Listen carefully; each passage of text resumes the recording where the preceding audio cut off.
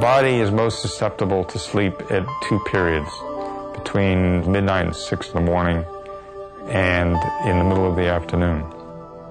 The one that's less well known is the one in the middle of the afternoon, which is the one that affected me.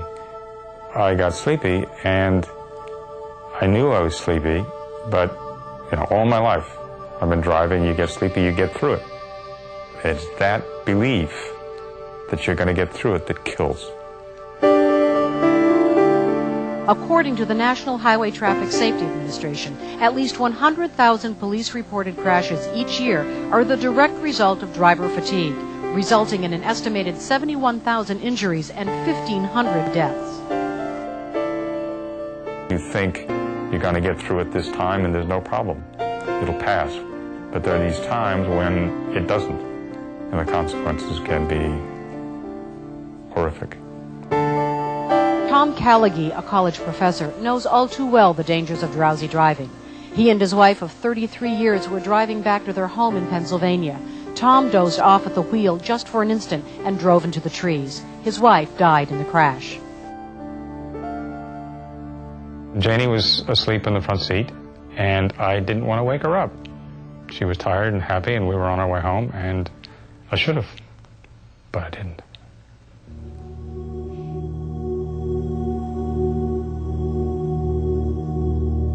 It'd been sort of gray, overcast all day, and drizzle, and the road was gray, and the water was gray, and the trees were gray because there were no leaves on them. The road was straight. There's a profile for these kind of accidents, and all of these conditions fit this type of accident, something I didn't know at the time.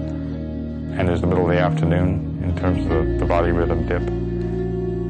I did all the normal things one does when one gets sleepy while driving. I turned on the radio, I opened the window, those kinds of things. And I was just about at the point where I realized I should stop. And I'd actually sort of started to reach over to wake her up. And it was too late.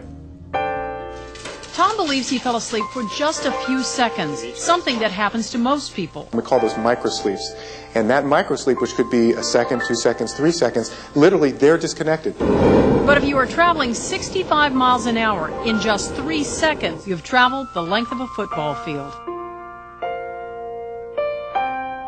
I wasn't speeding, I hadn't been drinking, there was no medication, substance abuse, anything. I just fell asleep. And the car went off the road, sideswiped a bunch of trees, and then finally hit one, and she died instantly. Crashes like Tom Callaghy's can be prevented. If you're tired, don't drive, and know the signs that you might be falling asleep behind the wheel. They include difficulty focusing, burning eyes or yawning repeatedly, trouble remembering the last few miles driven, feeling restless and irritable, tailgating, missing traffic signs or exits, or hitting rumble strips. You must absolutely act as soon as you think that you're getting sleepy. You stop, take a nap, you drink some coffee or anything else with caffeine in it. Actually, soft drinks are preferable because you have a definite amount of caffeine in them. Coffee varies enormously.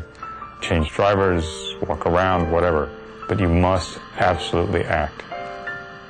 If I'd known then what I know now, it simply wouldn't have happened. Janie would still be here, but she's not.